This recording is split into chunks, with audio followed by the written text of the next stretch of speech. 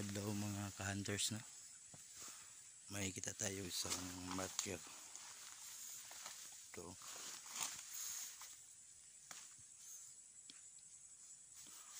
Hole.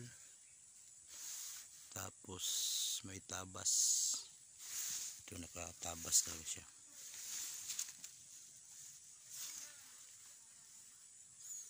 Tapos parang may paa ng bata. Yun, o.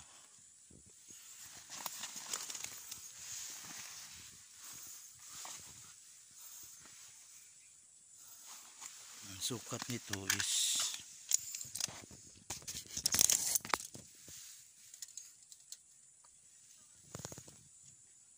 4. Yun, o. Tinadtad talaga na. Tapos paa, pagdating dito may hole, katid. So naka, tapos may dot. Yun, o, kasi isang daliri. Tapos may triangle dot dito, dalawa. Yun. Tapos dito sa baba may double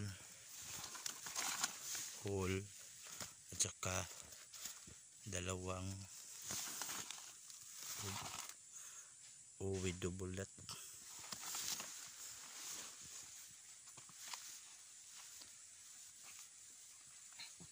Yan. Tira tayo ng S.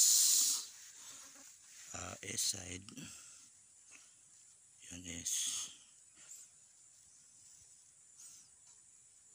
West side. Galing dyan. Sukat tayo ng 3 feet.